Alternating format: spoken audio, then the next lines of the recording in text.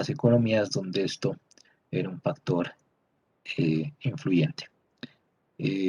Como decía aquí, no confundiríamos un buen desempeño con un contexto inflacionario. Esto tenía que ver con convertir el primer año del análisis del rango de gestiones que se haya elegido como un 100% y cada uno de los siguientes años en un valor respectivo. O también podríamos tomar relaciones interanuales, ¿no? De crecimiento o de crecimiento para cada partida año a año. Entonces, de esa forma habríamos derivado en nuestros ejercicios y bueno, pues quedaba pendiente, ahí teníamos el ejemplo con los montos inflados y el ejemplo con los montos deflactados y teníamos antes de pasar al análisis de razones eh, y completar esto, ¿no? Con el balance general, se los había dejado disponible en Moodle para que lo puedan revisar y en el caso de encontrar alguna, algún elemento que quisieran profundizar y vamos a iniciar esta sesión con ello, ¿no? No sé si alguien quisiera presentar algo en relación a la segunda hoja de estos libros, ¿no? Que tenía los datos de otra empresa sobre la que ustedes podían hacer sus propios cálculos y en especial sus propias interpretaciones. No sé si alguien quisiera tomar la palabra o ha encontrado algo interesante aquí. Yo me estaba fijando y en realidad estos dos de la derecha corresponden a la otra empresa, ¿no? A la otra hoja para hacer una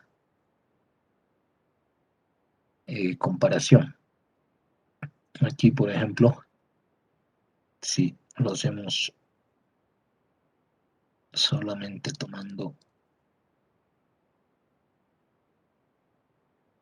los gastos afines, quitando las ventas, podríamos ver cómo esta relación es diferente, ¿no? En cuanto a cómo se han incrementado o decrementado los gastos operativos.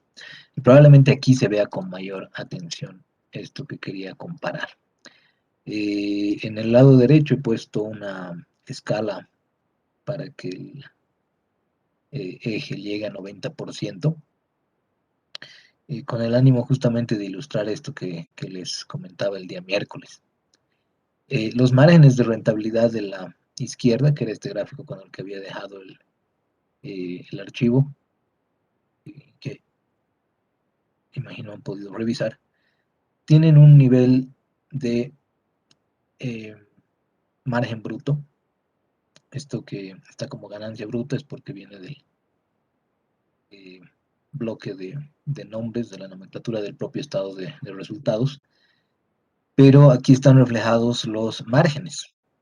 ¿Por qué serían los márgenes? Porque son los datos que hemos usado desde el análisis vertical. Y ya como había señalado, este análisis vertical tiene además la ventaja de que en muchas partidas ya nos está mostrando eh, algunas relaciones de cuánto representan los gastos operativos, por ejemplo, en relación al total de ventas, o como en este caso, los distintos márgenes, margen bruto, margen operativo, margen antes del impuesto sobre las utilidades y margen neto. Pero lo que habría que ilustrar aquí es que en el caso de la empresa que hemos trabajado el día miércoles, este margen bruto está oscilando entre el 70 y 80% en las últimas 6 gestiones. Mientras que el que ustedes han trabajado en la derecha, no sé si alguien ha llegado a hacer esta comparación, pero tiene un margen bruto que está oscilando entre el 25 y el 30% más o menos, no sé si se llega a distinguir. Pero ese mismo margen bruto en el lado izquierdo eh, tiene un nivel muy inferior, podríamos llamar en el lado derecho. Y aquí es donde quería enfatizar lo que les proponía, ¿no? el dilema muchas veces de que nosotros aprendamos que hay parámetros explícitos, universales, de cuánto debería ser la rentabilidad, cuánto debería ser el nivel de endeudamiento, cuánto debería ser la liquidez para todas las empresas, se vuelve sencillamente absurdo porque en cada modelo de negocio esto va a operar de distinta forma, ¿no? En cada, incluso compañía en particular, por temas relacionados a su estrategia o por temas de competitividad, podrían tener distintas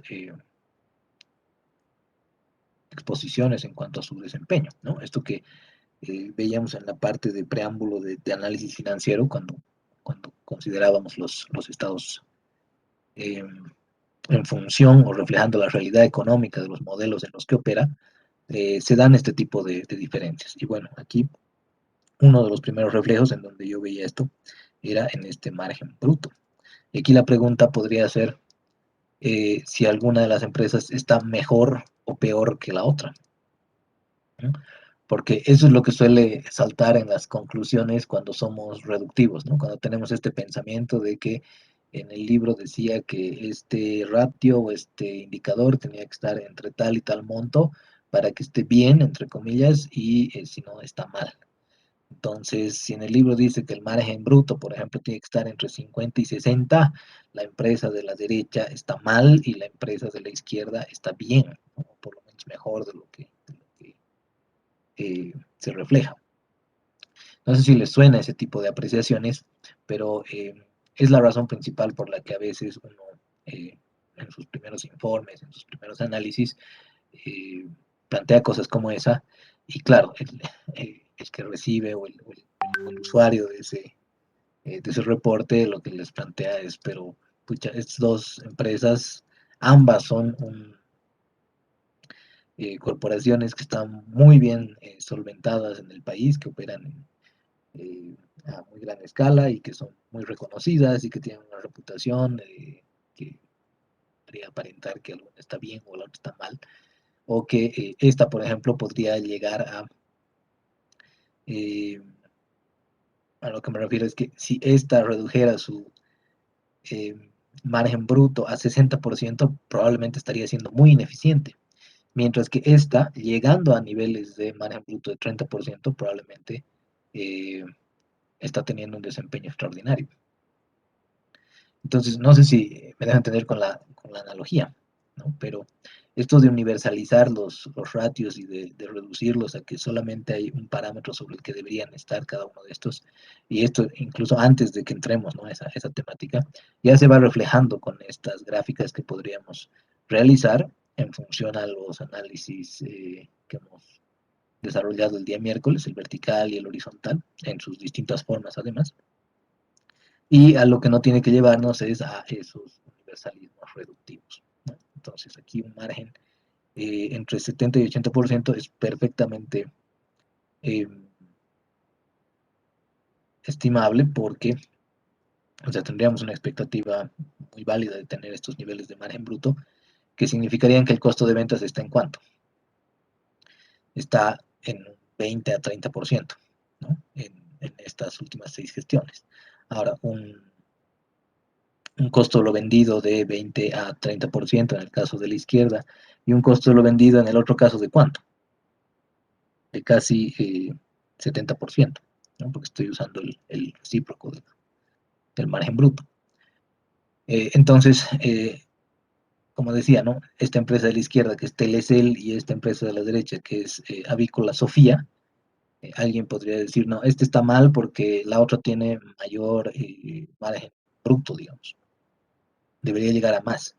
No, pues es inconcebible que una empresa que tiene un costo de ventas mucho más complejo porque tiene procesos productivos, no diría que tiene procesos de transformación, pero tiene que cuidar a los pollos, que no se enfermen, tiene luego que procesarlos, tiene que distribuirlos, tiene que hacer un montón de cosas más, ¿no? Tiene inventarios eh, iniciales, tiene inventarios que están en proceso, tienen una muchísima mayor incidencia. Entonces, por eso es que su margen bruto llega a ser mucho más bajo. Tiene sentido, tiene consistencia. Y eso es lo que ustedes están desarrollando, ¿no? La posibilidad de analizar si estos números, por último, tienen la suficiente solvencia en términos interpretativos, ¿no? En cambio, en Telecel no hay un costo de lo vendido muy significativo en su proceso de servucción, porque, claro, principalmente se basa en ofrecer un servicio, una empresa caracterizada por capital intensivo, y que más bien, en términos de la ganancia operativa, la brecha entre este nivel de 70-80% a este nivel que llega a ser un poco superior a 10% en algunos años y un poco inferior en otros, pero el punto está en que venía dado fuertemente por la depreciación también, ¿no? Y por el gasto comercial. Eh, si recuerdan, Telcel es una empresa que mostraba explícitamente sus gastos de depreciación y amortización, es decir, de forma separada por naturaleza en estado de resultados, y esto muchas veces también porque algunas firmas no lo pueden segregar con la debida precisión entre lo que es el costo de lo vendido y el gasto administrativo o comercial. Es como si en una firma eh, de consultoría, pongan el ejemplo, el analista junior está usando una computadora y es la misma computadora la que utiliza tanto para hacer el trabajo de los clientes como para hacer los procesos administrativos de la empresa. Entonces ahí como no puedo separar a qué corresponde ese activo, ¿no? Si al costo de lo vendido o al gasto administrativo, bueno, lo pongo de forma explícita y refleja la realidad económica. En cambio, en los otros casos podía ser por función y podíamos hacer esa segregación. Pero en fin, no sé si alguien más ha visto algo interesante en estos casos o ha empezado a hacer algunas eh, gráficas al respecto. Aquí habían algunas decisiones. En el otro caso, justo que era el de Sofía, que no sé si alguien las ha revisado. Eh, Pondremosla, ahora sí. Estas serían los activos corrientes, ¿no?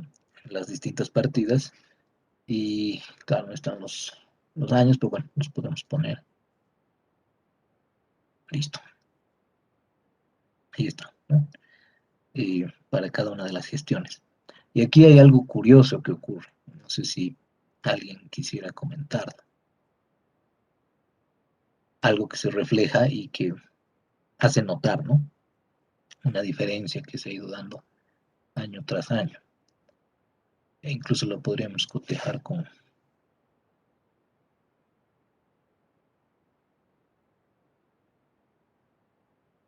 el pasivo corriente.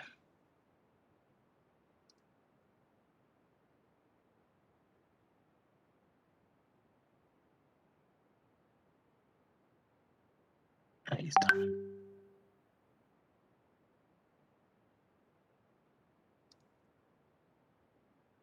No sé si alguien encuentra algo que aquí notoriamente se ha ido modificando año tras año en una de las partes. Bueno, en realidad tiene que ver con la combinación de partidas en el activo corriente y que también tiene su correspondencia, podríamos decir, en el pasivo corriente, ¿no?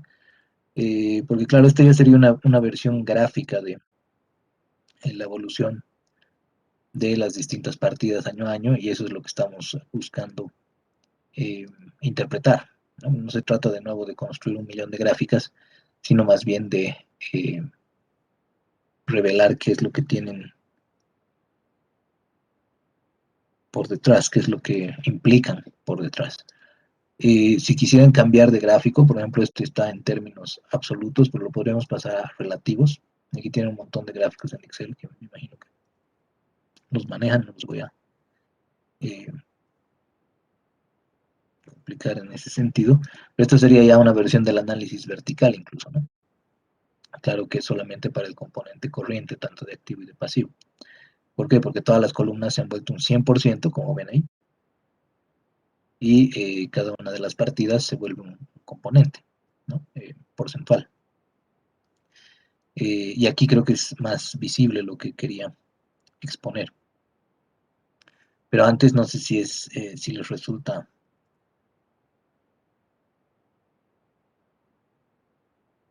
tal vez ahí subiendo los nombres, ¿no? Tal vez a alguno les resulte llamativo.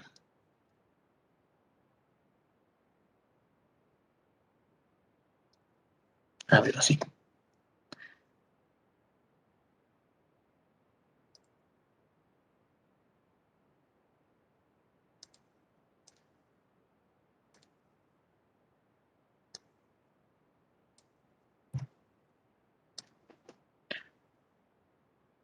¿No habrían comentarios respecto a esto? Y justamente son las decisiones, ¿no?, que ya las compañías van reflejando. Aquí una cosa que puede saltar a la vista es cómo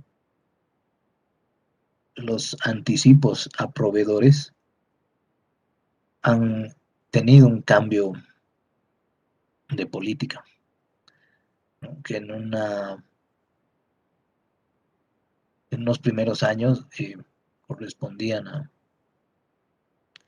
eh, aquí está en términos absolutos, el valor me está dando 86 millones y aquí 99 millones, sería mejor sacarlo del análisis vertical como tal para tenerlo en porcentajes, pero ya en términos gráficos se puede ver esto, ¿no? Lo que representaba, lo que ha llegado a representar un bloque significativo, estamos viendo aquí de casi el 30 al poco más del 60, entonces más de 30 y pico por ciento del activo corriente eran anticipos a proveedores. Y luego esto se ha ido reduciendo, ¿no? En contrapartida, ¿cuál es la partida que ha crecido? O como contraparte, ¿cuál es la que ha ido más bien incrementándose de este nivel más bajo que se ha tenido en 2016? Han sido las disponibilidades, ¿no? Los otros en términos relativos más o menos se han mantenido. Las cuentas por cobrar, otras sí han tenido un incremento en los últimos dos periodos, pero en general las que más han variado son justamente estos anticipos a proveedores y estas disponibilidades. Y ahora, ¿esto qué querría decir? O sea, si ustedes estuvieran en manos de esta empresa en 2016 y vieran que su disponibilidad está en su nivel más bajo, tendríamos que ver de repente en comparación con algunos años atrás, pero la idea es que ya llegan, por decir, a niveles peligrosos de baja liquidez, entonces seguramente van a asumir que su poder de negociación es bastante elevado porque son Sofía, y van a agarrar y van a negociar con sus proveedores y van a decir ya no les vamos a dar anticipos, ¿no? Y esto hace que se reduzcan esos anticipos a montos ya poco significativos en los años siguientes y esto hace que tenga una mayor holgura de liquidez. ¿Y por qué decía que tenía una relación con el pasivo corriente? Porque aquí la relación que tendrían que ver es si se están incrementando incluso las obligaciones comerciales, es decir, las cuentas por pagar.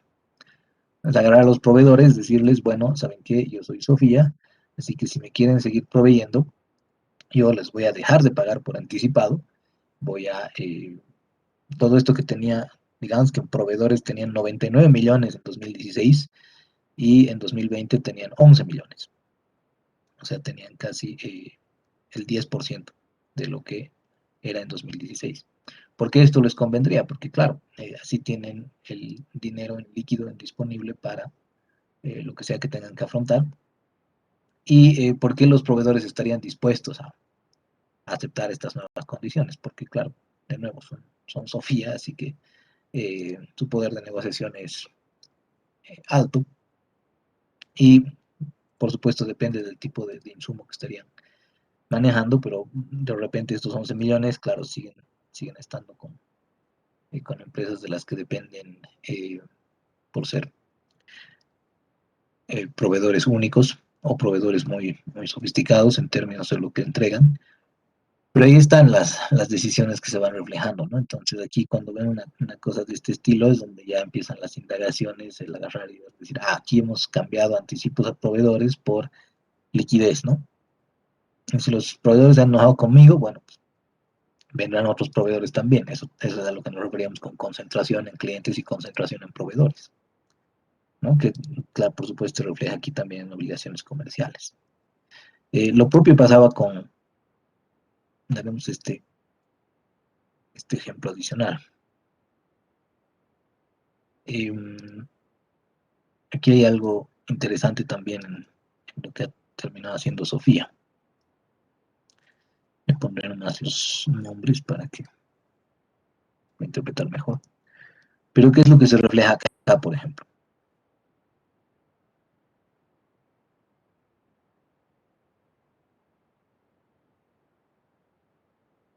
Ahí teniendo el movimiento de obligaciones. Esto es todo el pasivo de largo plazo, ¿no? Todo el pasivo no corriente. Eh, Así que ahí tienen obligaciones.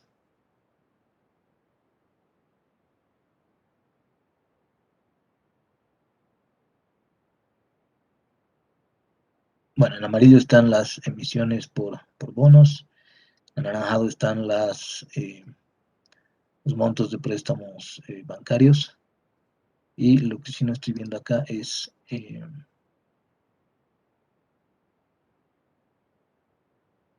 por qué la provisión para indemnizaciones. Bueno, es esta, ¿no? Las obligaciones comerciales a largo plazo, me imagino que son muy poco significativas al final.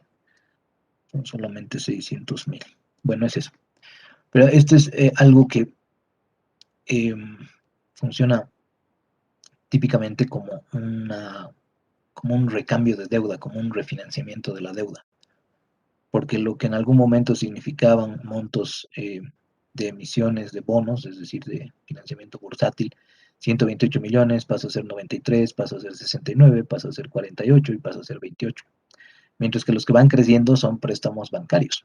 Es como si esta empresa hubiera agarrado y hubiera decidido que ya no le atrae el financiamiento a través de bolsa, a través de instrumentos financieros eh, del mercado de valores, y cada vez esté reduciendo, es decir, esté devolviendo eh, las amortizaciones a las que se ha comprometido, a las que está obligada a devolver a los inversionistas, y está reemplazando ese financiamiento por préstamos bancarios. Es como lo que podemos concluir aquí es que la empresa prefiere el financiamiento de los bancos que el del mercado bursátil. Y de nuevo, aquí lo que habría que preguntar es por qué.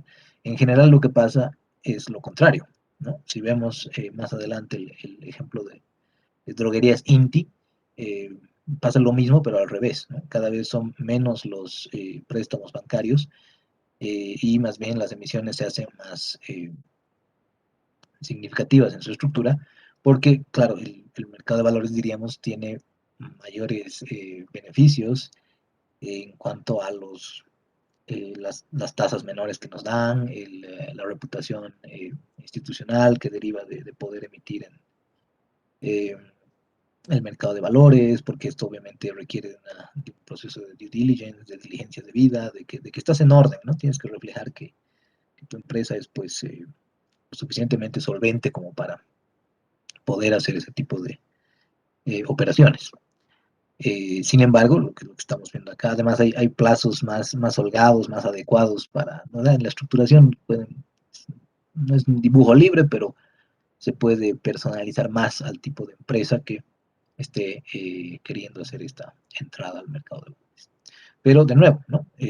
O sea, no es que esté bien o esté mal, pero sí nos lleva a querer indagar por qué Sofía reduce su participación en el mercado de valores y más bien incrementa su financiamiento a través del sistema de intermediación eh, de los bancos.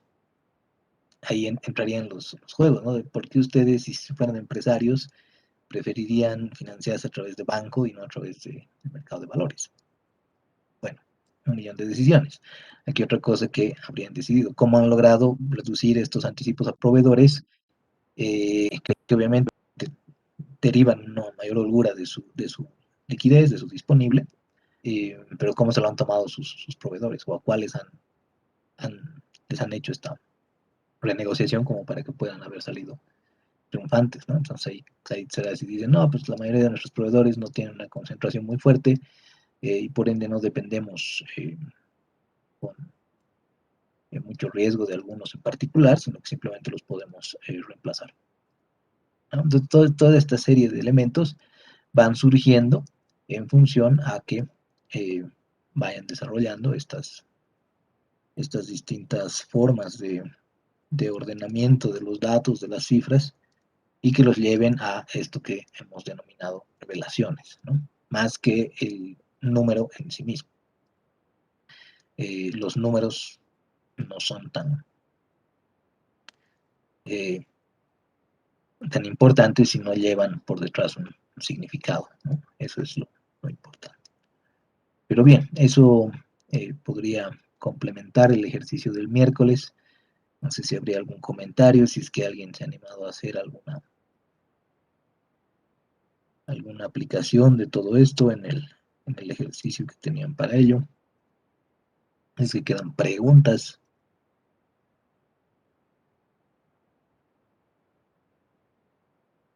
Licenciado, buenas tardes.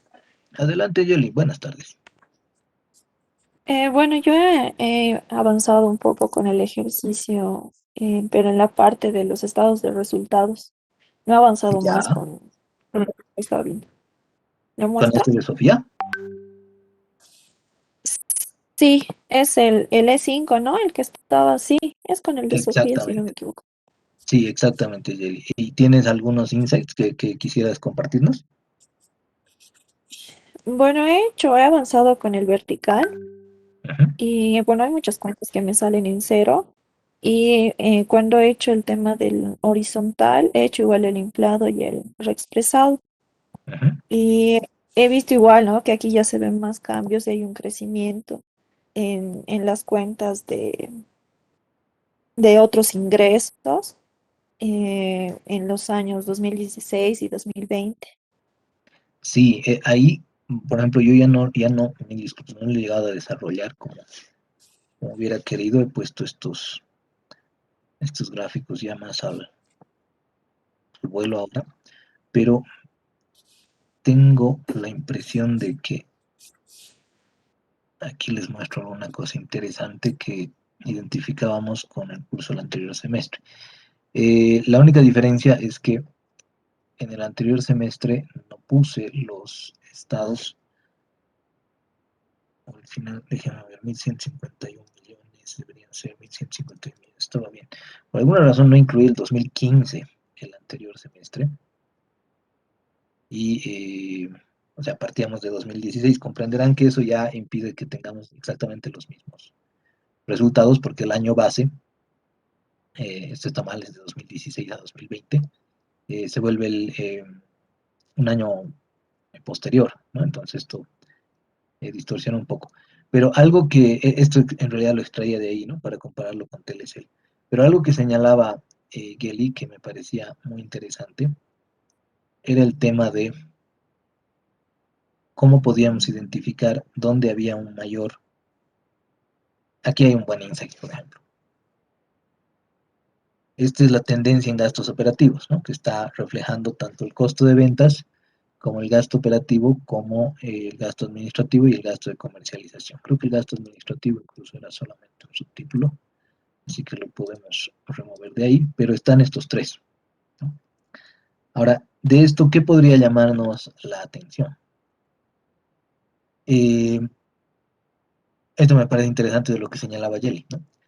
No olviden que aquí estamos reflejando el análisis horizontal, entonces el 100% para todas las partidas es el año 2016, ¿no? Esto hay que actualizarlo, es 2016, 17, 18, 19 y 20, pero el 2016 es el año en el que todo corresponde a 100%. Y viendo esto, ¿qué pregunta les surgiría, ¿no? O sea, ¿dónde hemos tenido un mayor incremento de gastos a lo largo de los últimos 5 años? Que está ahí perfectamente visible. De nuevo, en términos de 2016, ¿no? Porque el 100% es ese año. El costo de ventas en general, en relación al año base, se ha mantenido, ¿no? Ha tenido un pequeño pico el 2018, pero luego ha vuelto, digamos, al nivel, porque considerando que estos datos de nuevo ya están tratados en términos de inflación o deflactación, pero cualquiera de los dos llega al mismo resultado, no se olviden eso. Pero el costo de ventas termina siendo casi igual, ¿no? En el nivel eh, que se tenía en 2020 con relación a 2016. Los gastos administrativos se han incrementando, pero el que más se ha incrementado, y se ha incrementado casi en 40%, o sea, lo que era un 100 en 2016, en 2020 ya es un 140, son estos gastos de comercialización. Entonces, la pregunta que seguramente le surge a más de un analista, y esa es la idea de todo este trabajo, es empezar a identificar estos elementos, ¿no? ¿En qué te estás desfasando tanto? ¿En qué te estás volviendo botarate, en términos muy coloquiales? ¿No? ¿Por qué estos gastos de comercialización se han vuelto de este tamaño? Entonces uno va a los gastos de comercialización y aquí ya no puede, pues, simplemente con el número, analizar la decisión que han tomado los ejecutivos o los dueños de la empresa. Tendrá que preguntar por qué este incremento. Entonces ahí imagínense que les expliquen eh, temas como que ya cada vez la competencia es más fuerte, entonces yo tengo que hacer campañas de publicidad, de marketing, porque si no, no vendo. Y esto va a derivar en que ustedes tienen una nueva afectación en términos de riesgo para saber si es que puedes mantener tus niveles de ingresos. Aquí podríamos aumentar, ¿no? Como hemos dicho, la comparación, no, no, eh, la comparación con los niveles de ventas. Veremos si se han correspondido. Y ahí están, ¿no? Entonces, todo muy bien porque, no miento, las ventas son en azul. Las ventas se han ido incrementando a lo largo del tiempo, pero en 2020 tuvieron esta caída. Y, claro, claro, está correspondiendo al último año, ¿no? Pero bueno, el cierre, diríamos, del 30 de junio de 2020 tiene una pequeña caída al final. Pero, de nuevo, ¿no? Los gastos de comercialización estaban más altos. Entonces, ¿qué es lo que ha ocurrido? ¿Por qué tienes que gastar más en comparación a lo que gastabas antes en términos de marketing? ¿Por qué es una buena idea o una mala idea? Y esto es algo que tiene que estar debidamente justificado y sustentado porque puede ser que la empresa esté pues destinando recursos a cosas que no debería. Y alguien podría decir, pero al final a vos qué te importa si debería o no debería. Pues yo le estoy dando la plata, ¿no? O sea, yo estoy decidiendo si le canalizo o no el préstamo, yo estoy decidiendo si le preparo o no su estructuración de emisiones, yo estoy decidiendo si invierto o no invierto por último en la empresa. Entonces, estos son elementos que podríamos empezar a querer indagar, ¿no? Entonces, como bien señala Kelly, hay cosas que se van moviendo. Aquí yo lo tenía en términos de márgenes. Eh, no miento, son partidos también en horizontal, que se han venido moviendo de esa forma, pero la idea es esa, la idea es que a partir de estos gráficos, que pueden ser en mayor o menor medida descriptivos, ustedes vayan identificando esos elementos que podrían llamar la atención. Y claro, si el gasto de comercialización se empieza a incrementar mucho más, esto implica que eh, aquí el margen operativo, justo, ¿no? La utilidad operativa como margen llega a un pico en 2017 y luego baja en 2018 y se recupera muy, muy, eh, es una recuperación nimia. Ahora, ¿por qué esta recuperación es tan nimia? ¿Por qué esta caída de un margen operativo de casi 6%? Está ahí justamente, 6% en 2017 que cae a 2% en 2018 y 2% en 2019. Y aquí tenemos al gran culpable, ¿no? Si estás gastando más plata en gastos de comercialización, obviamente tu utilidad operativa se va a hacer menor. Y ahí, ¿qué alternativas sugerirían ustedes? ¿No? O sea, ¿qué le decían a la empresa? Ok, te canalizo el préstamo, pero ya no puedes gastar en publicidad. Y vas a decir, no, pues no gasto en publicidad, no vendo. Puta, pero entonces el negocio como que se está poniendo riesgoso, ¿no? Obviamente estoy exagerando las interpretaciones un poco, pero en el ánimo de que ustedes vayan identificando todos esos elementos y las interrelaciones que hay, ¿no? En términos, creo, de, volveremos a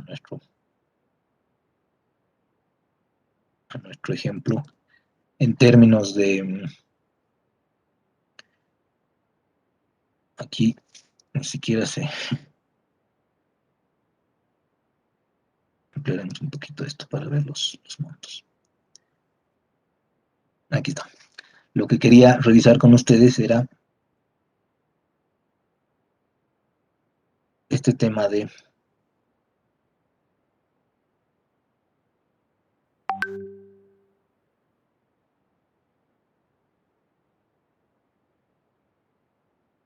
si mal no recuerdo, el miércoles habíamos identificado algo similar con los gastos financieros, ¿no? Ahí está. Los debí remover porque eran muy elevados, ¿no? Pero aquí estaba. Estos gastos financieros, al menos en 2019, lo que era un 100% en 2015, se ha vuelto un 230%. Es que más que se ha duplicado el gasto financiero, es 234%. Ahora, ¿qué implica que el gasto financiero sea mayor? Más pago de intereses, claro, efectivamente, ¿no? Es algo que resulta obvio, pero más pago de intereses. Más pago de intereses que te viene de qué? De mayor contratación de deuda, ¿cierto? Entonces podríamos venir aquí y ver cómo se ha ido comportando la deuda en el último tiempo, ¿no? Podríamos poner aquí y tomamos eso así y podemos empezar a ver esto, digamos que así. Entonces cambiamos esto acá y exceptuando el pasivo corriente porque si no nos interesa, ahí está.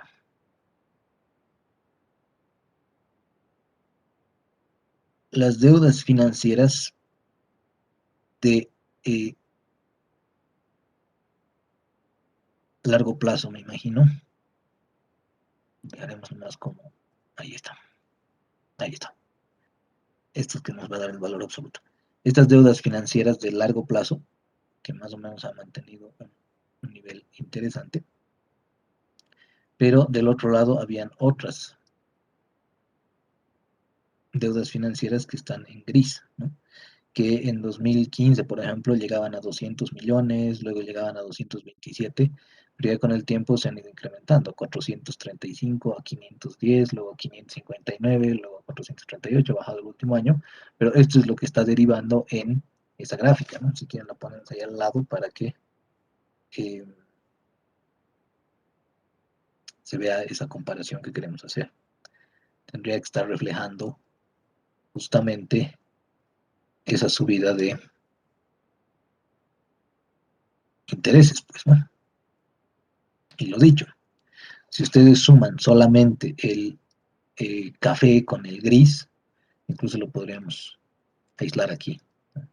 Podríamos tomar solamente las dos deudas financieras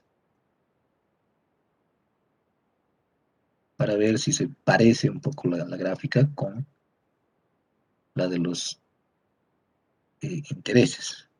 Entonces parece este dorado más o menos a la figura que tiene estos dos bloques que tiene a la derecha ahora. Sí, ¿no? Hay que ver que incluso en el 2017, 15, 16, 17, le he puesto los rótulos, teníamos casi el mismo nivel de deuda que en el 2019, pero no pagábamos tantos gastos financieros. ¿Qué implica eso?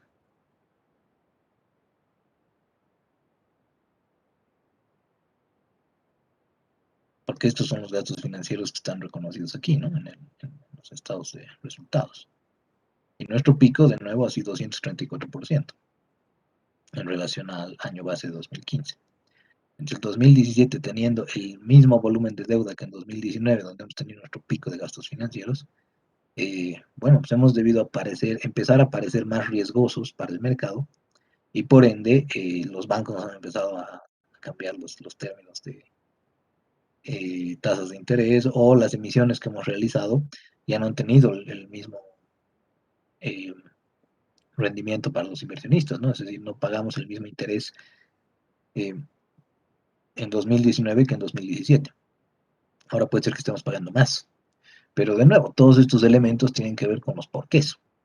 Y el porqué va a ir dilucidando cuál es la interpretación, cuáles las apreciaciones en términos de desempeño que ustedes pueden colocar ahí, ¿no? Entonces, ya con estos primeros elementos nos podemos adentrar en el análisis de razones. No sé si alguien quisiera comentar algo más o revisar algún gráfico, alguna curiosidad que hayan tenido incluso en sus revisiones. Eh, Pasamos directamente a la parte de razones.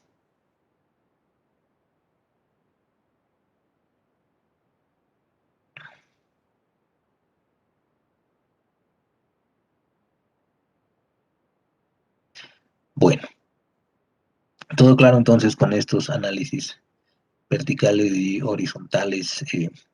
La parte de cómputos no es nada compleja, es simplemente calcular porcentajes, pero ya la parte interpretativa la vamos a ir tejiendo, ¿no? Con eh, estos indicadores. Pero lo principal que debería quedarse aquí es el hecho de comparar estos dos, por ejemplo, ¿no? Aquí hay un margen de rentabilidad, con eso haremos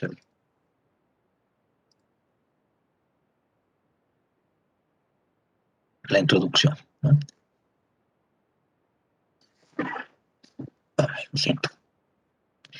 En esta empresa el margen de rentabilidad oscila entre 70 y 80, en esta otra oscila entre 25 y 30.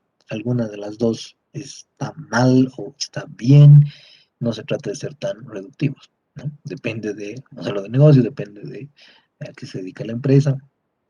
Este 80-70 podría ser algo muy malo, este 30 podría ser algo muy bueno, ¿no? La idea es verlo ya en panorama. Así que esta es la perspectiva que va a complementar los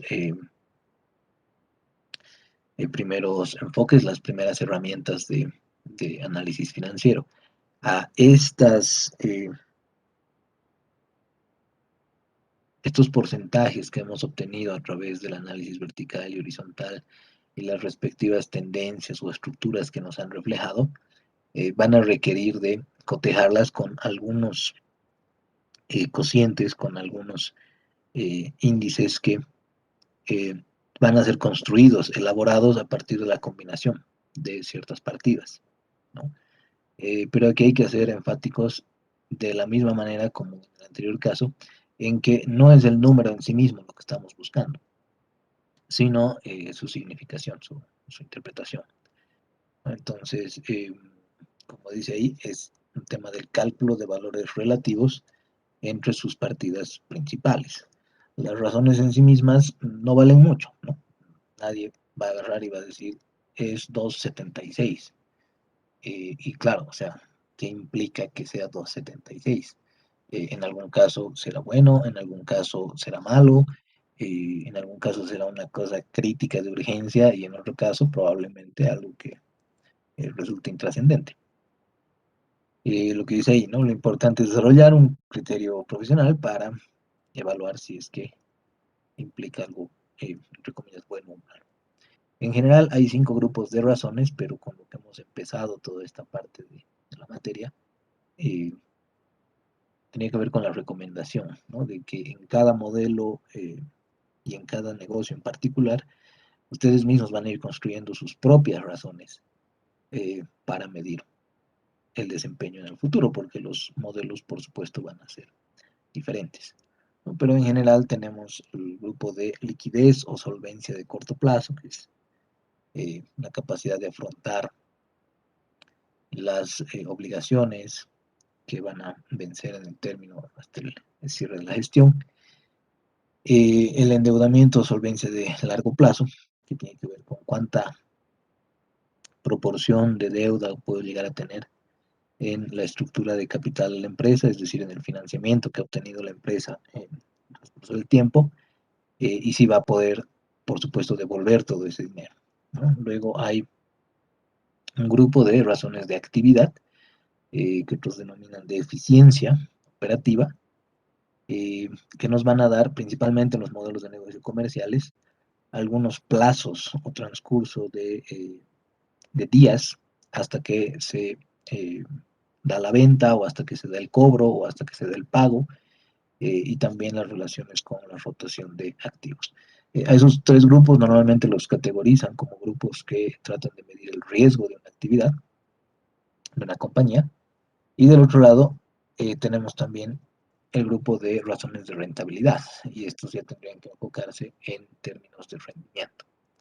En la rentabilidad tenemos los márgenes, como hemos visto, y tenemos también la rentabilidad sobre el activo, la rentabilidad sobre el patrimonio, y estos ya tienen que ver con temas de desempeño, en el sentido de retorno. Y finalmente el grupo de mercado, que eh, involucra los dos, pero nosotros no lo vamos a desarrollar porque en nuestro entorno no hay una dinámica lo suficientemente activa como para que sean razones muy valiosas, ¿no? A pesar de que cada vez hay una intención de expandir el mercado de capitales y de que más empresas se integren y participen, y también inversionistas, ¿no? Como ustedes, eh, todavía los esfuerzos son incipientes.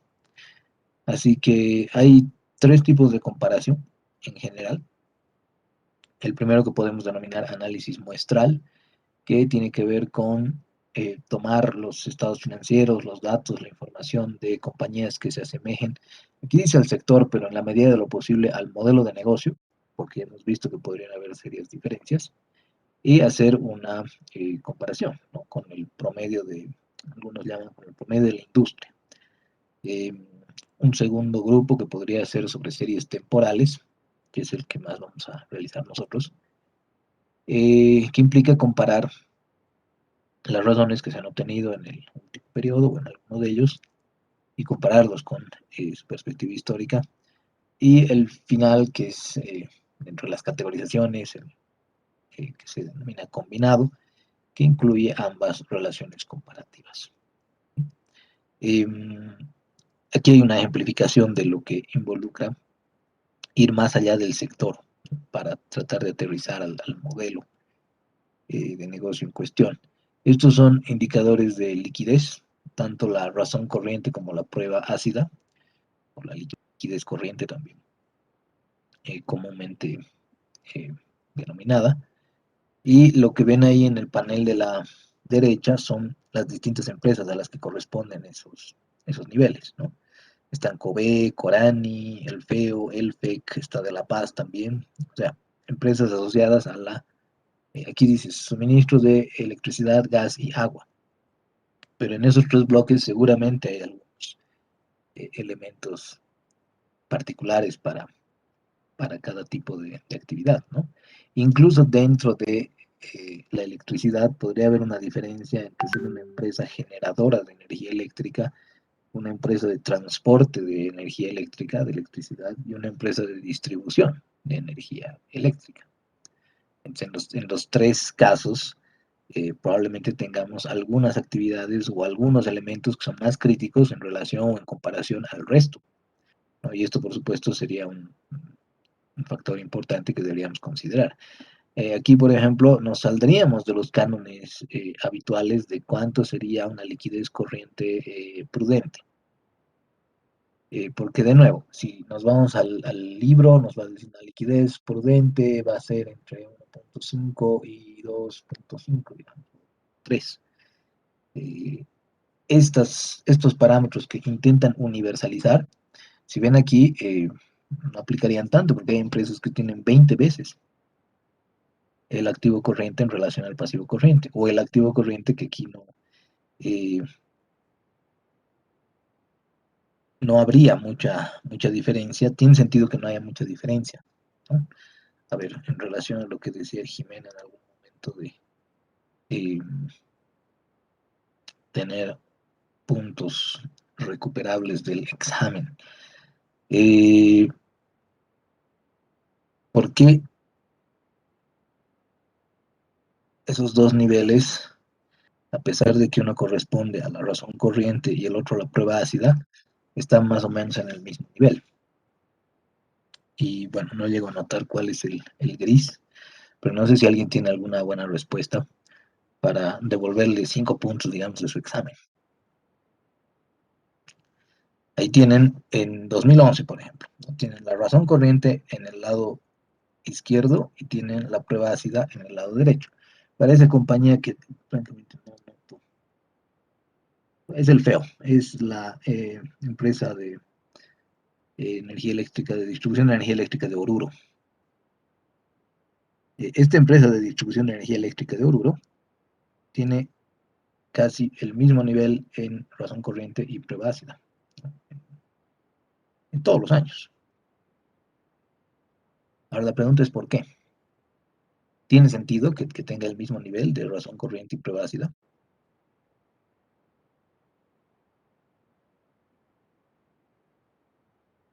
Si alguien da un buen por qué, le devuelvo 10 puntos de su examen.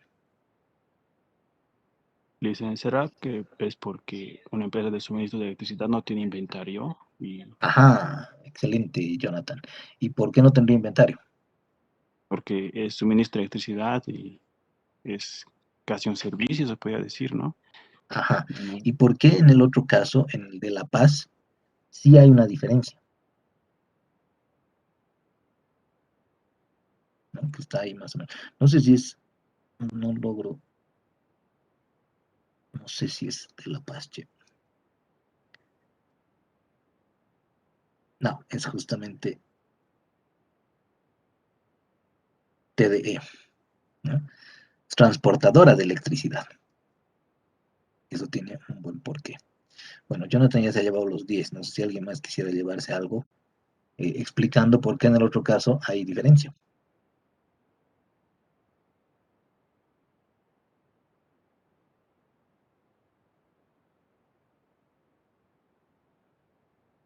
Bueno, es justamente esa discriminación, ¿no? Si en un caso tenemos activo corriente sobre pasivo corriente y en el otro tenemos activo corriente menos el menos líquido, digamos, de los activos corrientes sobre pasivos corrientes, si es que este es cero o cercano a cero, bueno, pues los niveles van a ser iguales, como en el caso de FEO. No tendría sentido que varias de estas empresas tengan inventarios. Por eso la gran mayoría, si se fijan, en el caso del anaranjado, en el caso de algunos otros que ya puedan ver ahí en los niveles más bajos. Pero el detalle está en que no tendrían por qué tener inventarios. En algunos sí podría ser, ¿no? Si es que en el proceso de distribución además te vende, por ejemplo, el tema de la extensión de las antenas o te vende la extensión del cableado cuando hay, por ejemplo, zonificaciones rurales o cuando hay proyectos que terminan beneficiando a ciertos municipios. Entonces ahí puede ser que parte del proyecto de extensión de las infraestructuras de distribución te puedan ofrecer algo que tiene que ver con que al final, claro, tú instalas, tú construyes porque tú conoces del negocio y podría tener esta diferencia, ¿no? Pero de nuevo, o sea, esto es volver a el entendimiento de cómo funciona, cómo se perfila ese modelo. En fin, volviendo ya a nuestros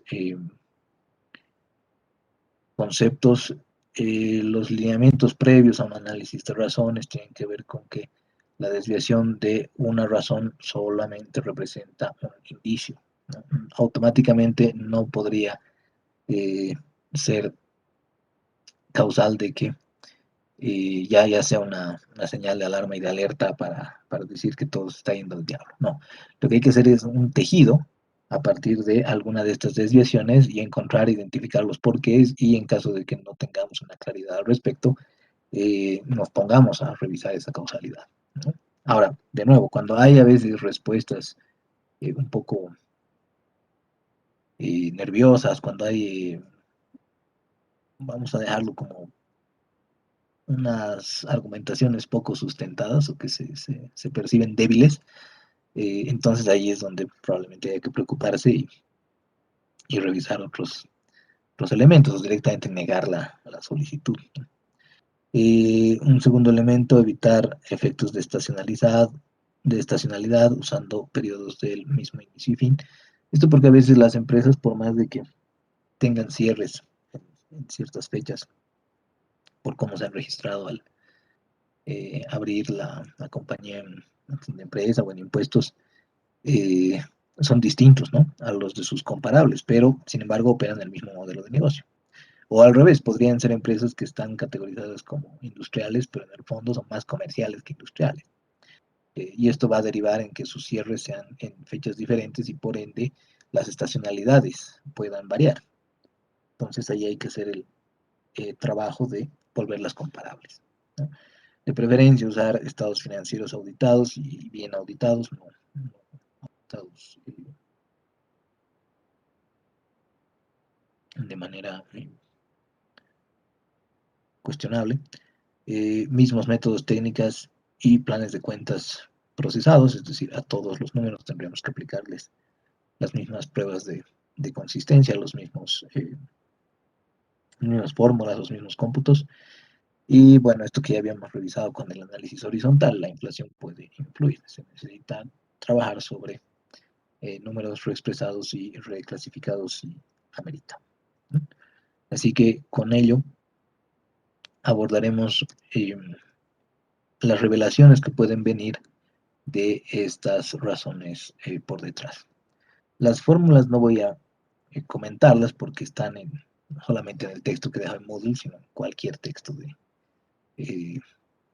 administración financiera.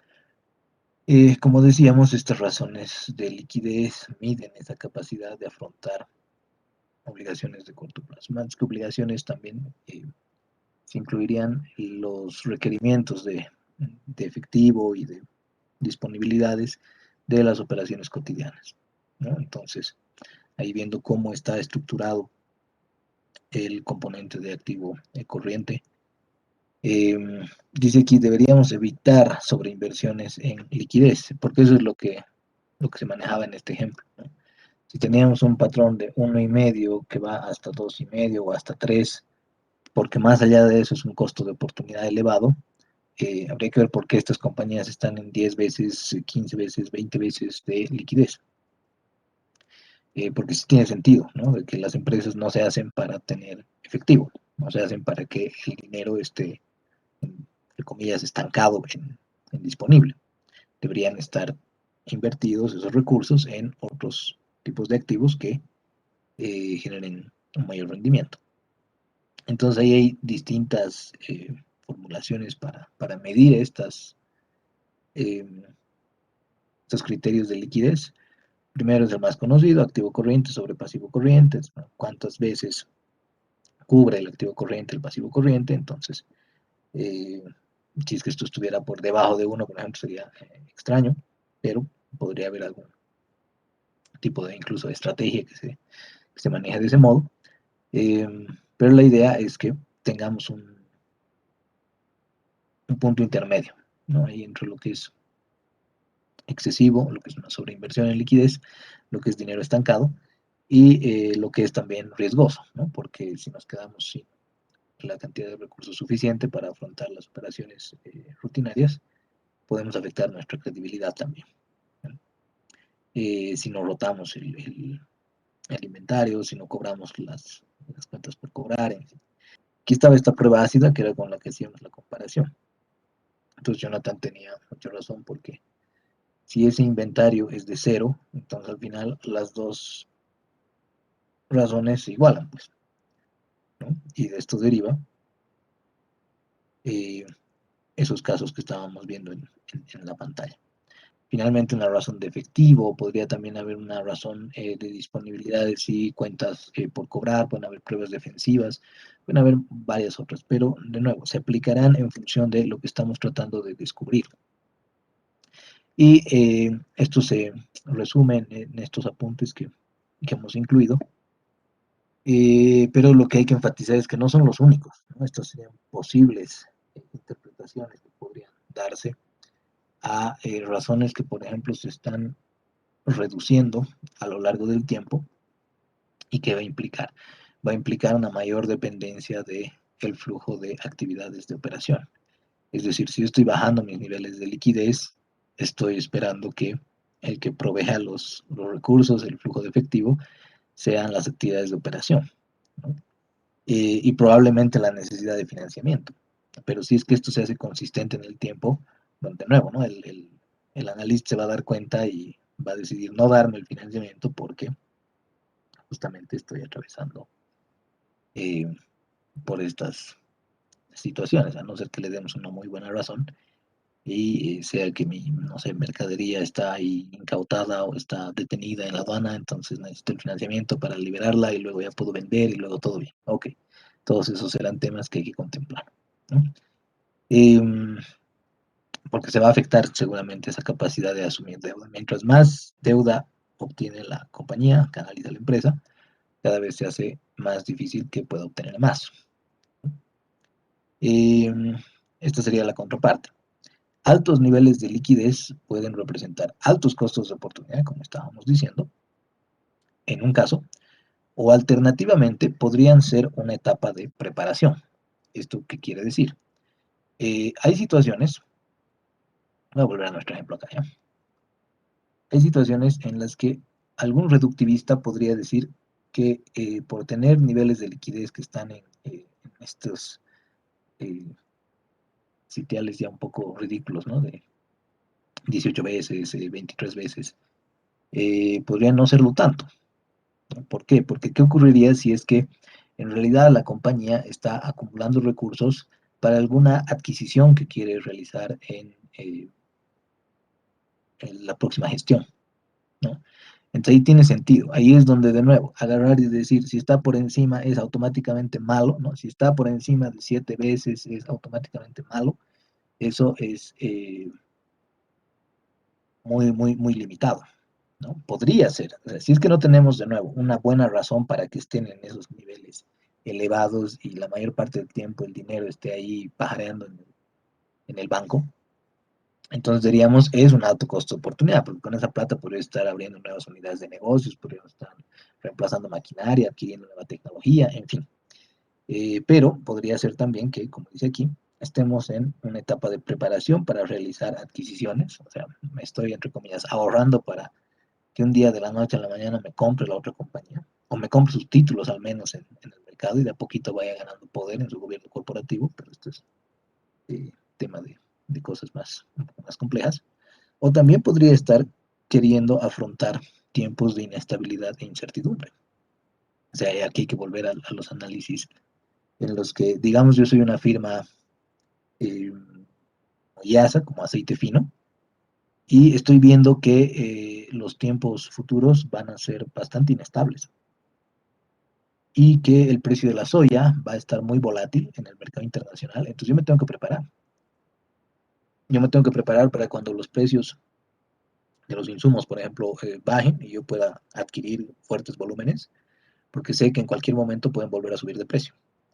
Entonces, en esos momentos de inestabilidad e incertidumbre, puede ser que mis razones de liquidez se vean más altas que de costumbre, pero de nuevo, es porque tengo buenas razones, tengo un buen sustento argumentado de por qué se está dando de ese modo y no de otro, ¿no? Entonces, ahí es cuando me volví a referir, si es que hay eh, razones que no están debidamente justificadas, entonces obviamente es un tema eh, que hay que considerar como advertencia, pero más bien cuando se trata de una narrativa que tiene concordancia con las decisiones que se toman, entonces nos hace creer que hay un auténtico compromiso de análisis y reflexión por parte de la gerencia, ¿no? Bueno, en modelos de negocio con inventarios ilíquidos, la prueba ácida va a ser preferible a la razón corriente. ¿Por qué? Porque, claro, si yo termino reduciendo esto activo corriente sobre pasivo corriente en una empresa que, no sé, fabrica, voy a volver a los extremos, no sé, fabrica robots para ayudar en las fábricas, pucha, es complicado, ¿no? Yo no puedo convertir ese monto que tengo en inventarios de la noche a la mañana en líquido. Pero si tengo frutas y verduras, es cuestión de bajarle un poquito el precio y automáticamente me deshago de todo y se vuelve disponible, ¿no? Se vuelve efectivo. Entonces, de nuevo, estos son los matices, los criterios que podríamos empezar a revisar para no agarrar y reductivamente decir si está por encima de tanto es bueno, si está por debajo de tanto es malo. No sé si habría alguna consulta, pero saben que pueden tomar el micrófono eh, por cuenta propia. Razones de endeudamiento, de solvencia de largo plazo. Decíamos, esto es el nivel de endeudamiento que tienen las empresas, de cuánto del financiamiento que han obtenido proviene de recursos de terceros y por ende, mientras mayores sean, más riesgo refleja para el mercado. Y aquí tenemos tres de las más comunes, ¿no? Pasivo total, activo total, pasivo total a patrimonio neto, y esta que es la cobertura de intereses, el resultado antes de intereses e impuestos sobre el gasto financiero, el nivel de intereses que te comprometes a pagar. Habría que añadir para nuestro entorno la razón de cobertura del servicio de la deuda, que es todavía más exigente, que tiene que ver con justamente el RAI o RAIDA, depende de cómo quisiéramos verlo, más el activo corriente o dependiendo algunas partidas del activo corriente eh, que sean aplicables sobre el servicio de la deuda. Lo vamos a ver más adelante de todos modos, pero lo incorporo aquí porque es frecuentemente empleada en nuestro contexto. Bueno, lo que quería enfatizar, puede haber empresas que operen con 90% de pasivo a activo, puede haber empresas que de todos sus activos el 90% esté financiado por recursos de terceros. ¿Qué ocurriría si en una fábrica se da este 90%? Muy probablemente la fábrica esté en quiebra, ¿no? Pero la pregunta reformulada sería, ¿en qué casos es posible operar con una razón de pasivo total, activo total del 90%? No sé si alguien tiene alguna ejemplificación, que creo que es bastante obvia, pero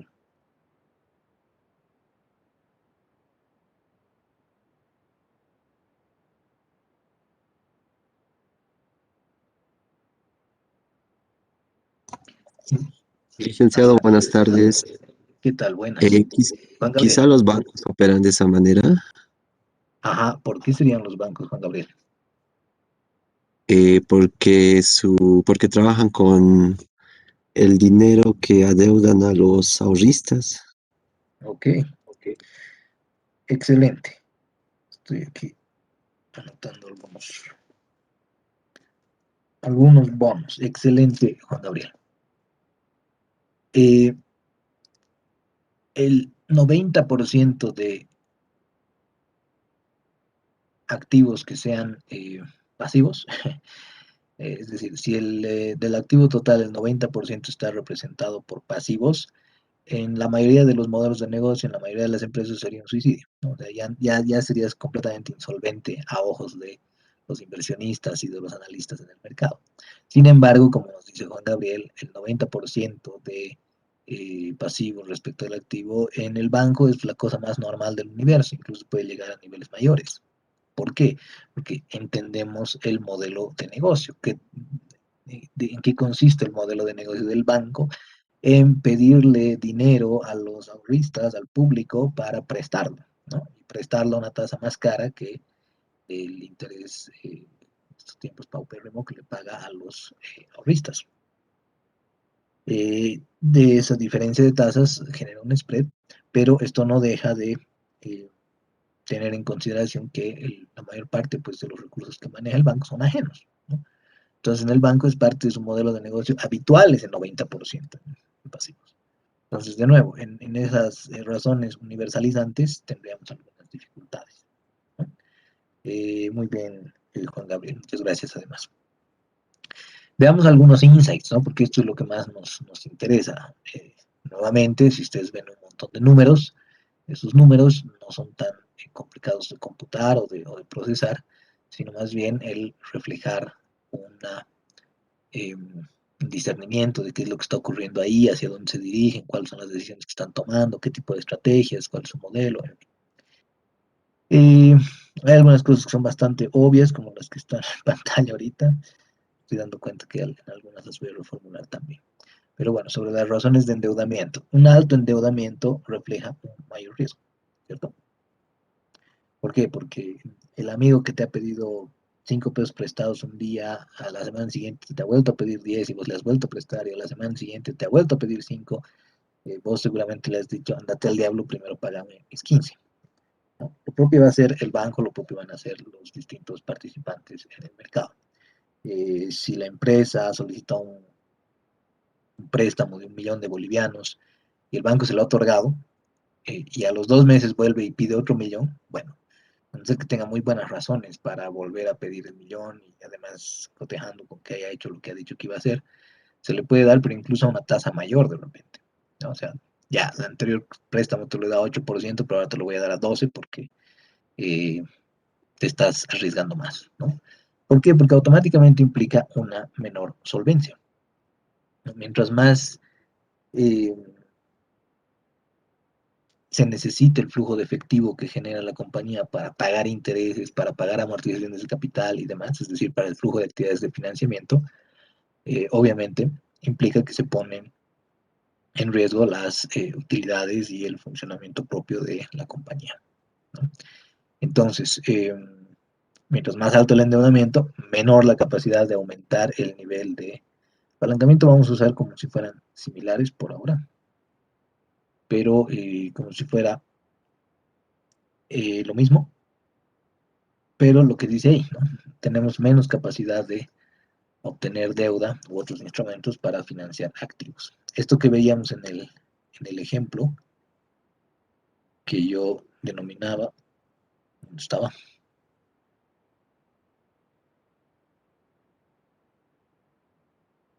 Creo que era por acá, ¿no?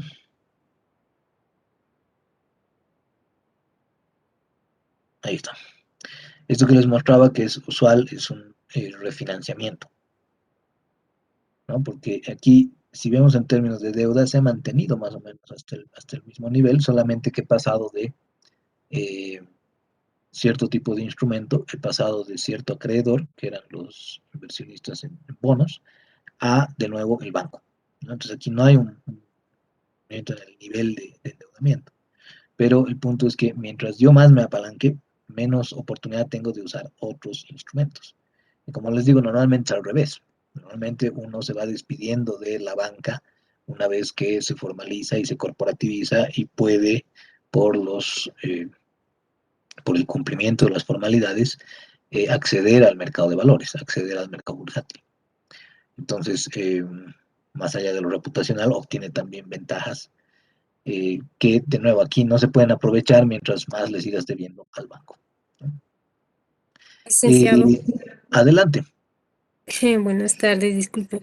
En esa Buenas tardes. partecita que usted dice, si el endeudamiento se cancela, el apalancamiento de los bancos seguiría. Y otra pregunta, ¿qué es la rentabilidad, licenciado? Eso quiero que me explique bien, por favor. No, digo, Claro, claro que sí. ¿cómo no? La rentabilidad, ¿cómo dijo? Refinanciamiento. Refinanciamiento. Sí, Sí. exactamente. En realidad son términos que están muy, muy asociados entre sí. Eh, Aquí les planteaba este caso que suele ser, aquí está, que suele ser inverso, pero asumiremos que aquí el bloque amarillo más el gris, digamos que son préstamos bancarios, y nosotros queremos hacer un refinanciamiento porque vamos a la agencia de bolsa y le decimos, mira, yo tengo mi empresa que es una empresota, ya vende muy bien, tiene, no sé, 20 años en el mercado, pero siento que estoy pagando mucho interés.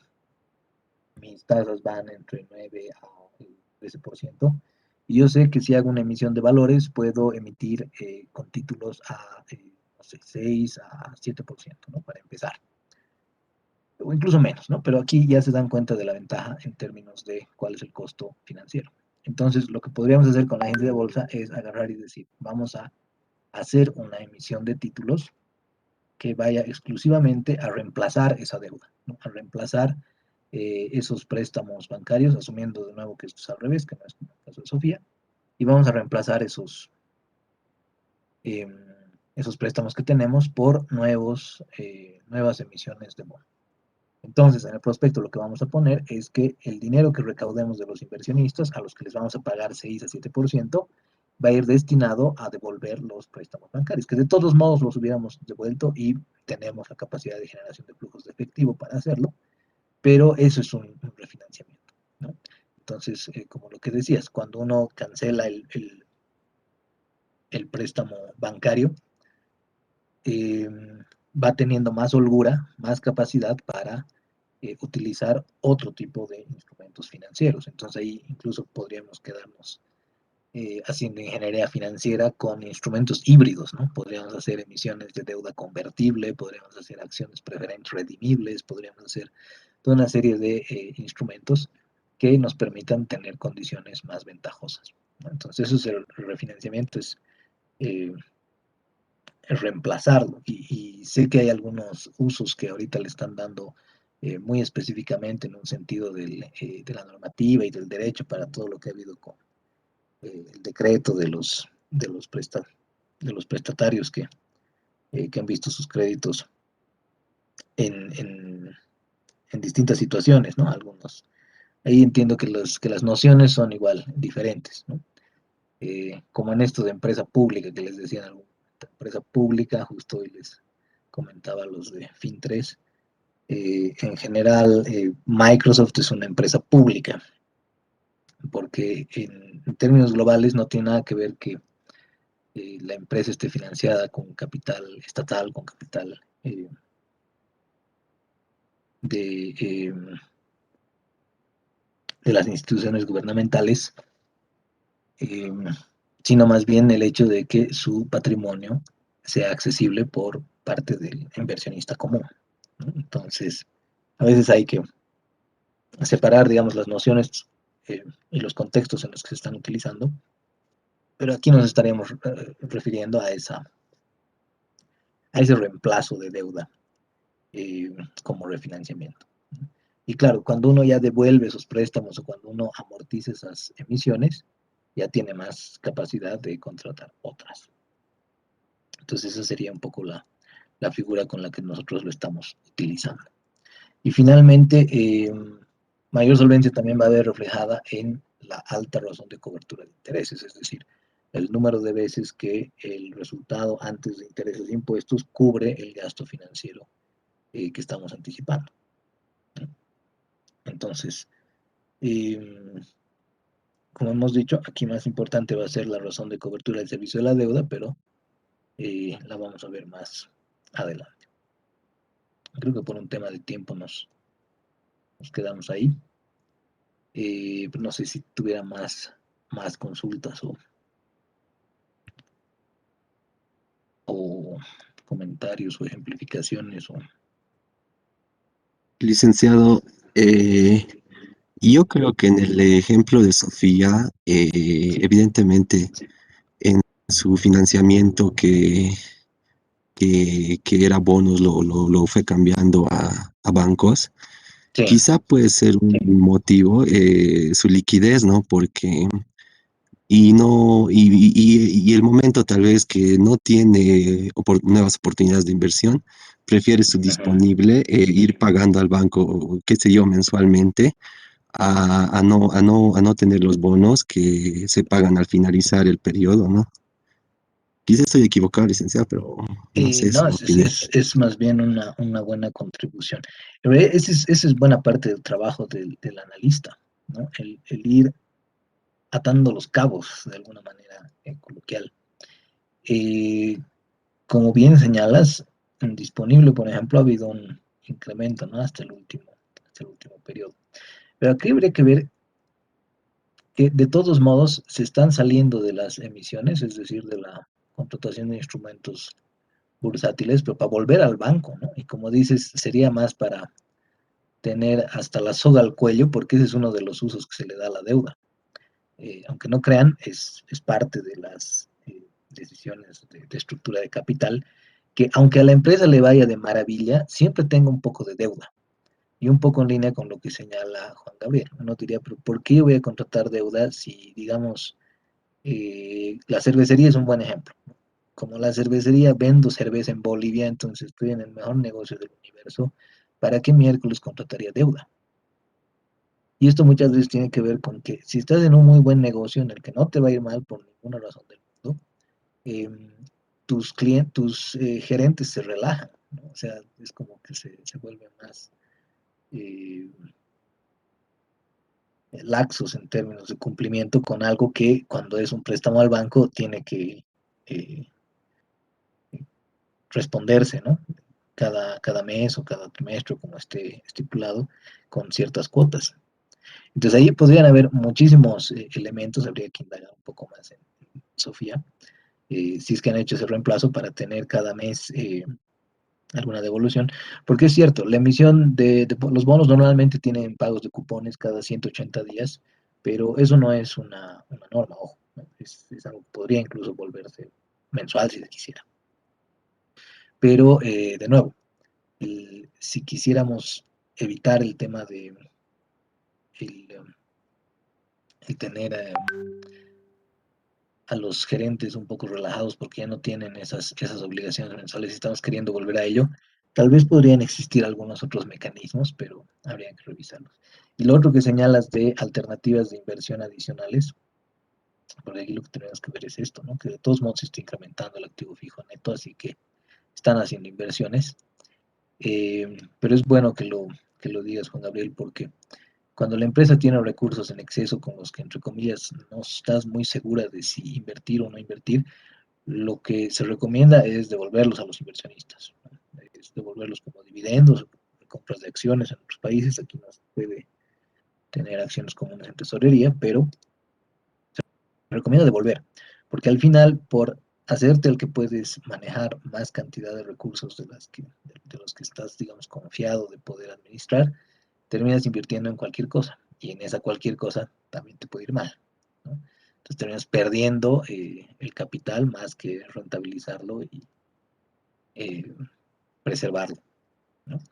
Podrían haber varios motivos. Me alegra que empiece a despertar en ustedes y si pueden revisar eh, sus actividades, o mejor dicho, los ejercicios que están en Moodle, una maravilla. Hay uno adicional que ya tiene que ver con las razones, a ver si lo pueden ir trabajando. Y si el día miércoles tienen revelaciones, tienen cosas interesantes por ahí, una maravilla empezar con eso. Por ahora me despediré. Todo lo mejor. Esté muy bien, nos vemos el miércoles.